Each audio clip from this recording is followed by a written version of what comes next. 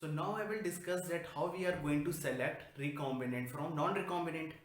As earlier I told that ligation will take place at the restriction site where antibiotic resistant genes are present. So by that point only we are going to analyze or select recombinant from non-recombinant. So how it is done we will see here. So in the diagram of PBR32 we have seen that BAM-H1 is the site for tetracycline resistant and ampicillin resistant site are with PST1 and PVU. So if I take BAM-H1 site, and we have seen that BAM-H1 was tetracycline resistant. So to ligate alien DNA,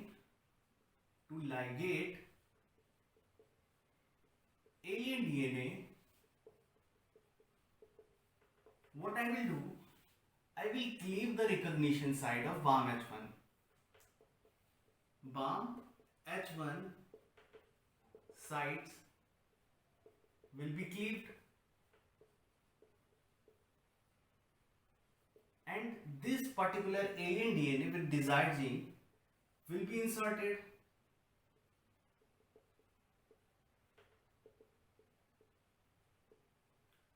So now earlier BAM-H1 was with tetracycline resistant. So after entering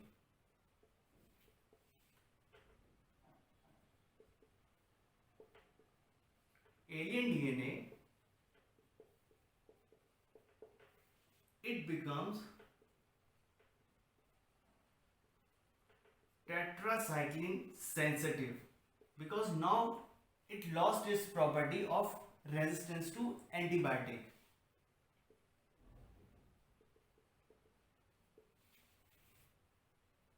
But we have seen that I am cleaving the site at BAM-H1 and entering the alien DNA.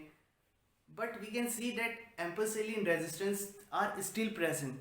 So this particular alien DNA with the vector will still grow. So it will be ampicillin resistant, and we will see that it will grow in this medium.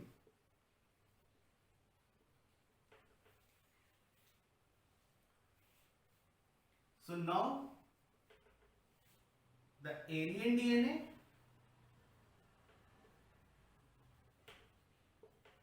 in plasmid vector of PBR 322 will be ampicillin resistant and tetracycline sensitive. So this will be the condition for recombinant DNA.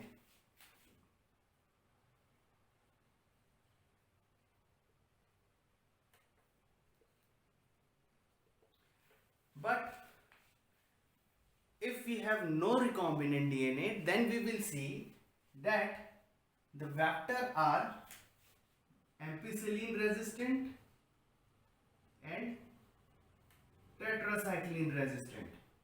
So this will be the condition for non-recombinant.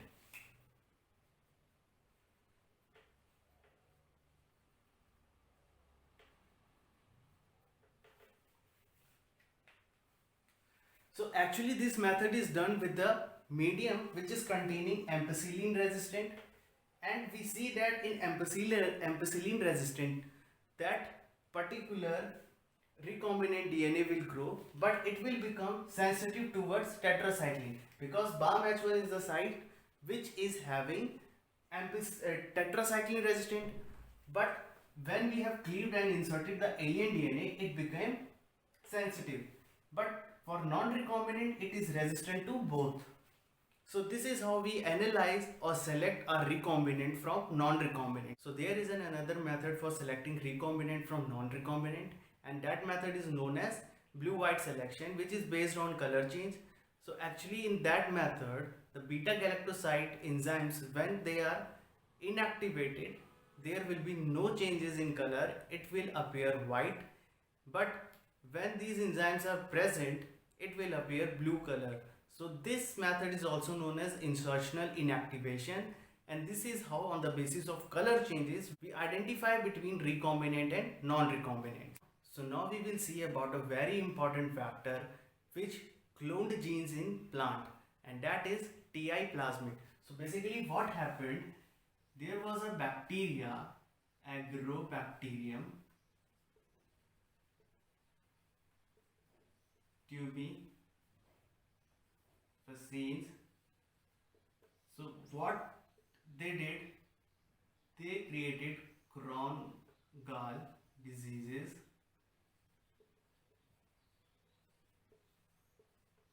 and they created tumor cells which are cancerous.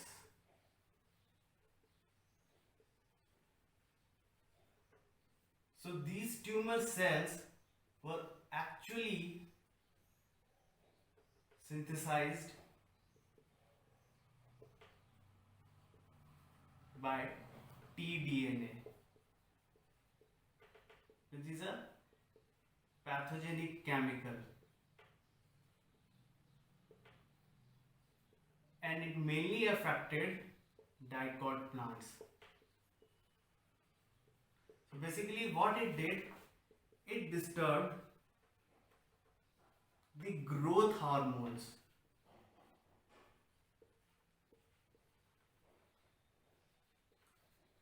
like auxins and cytokinin.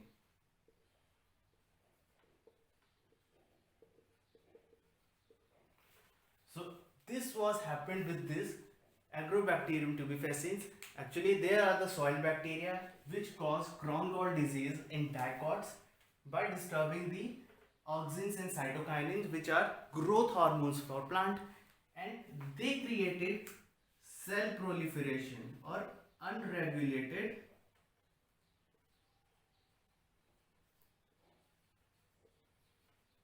cell proliferation.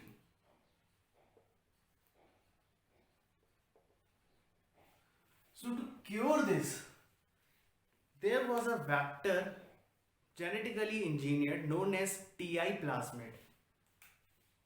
So what it did,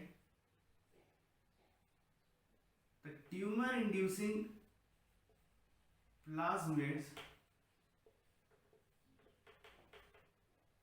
manipulated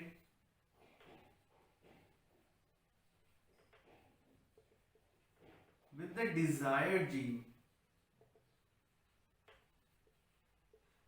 that can stop the unwanted cell proliferation in dicots.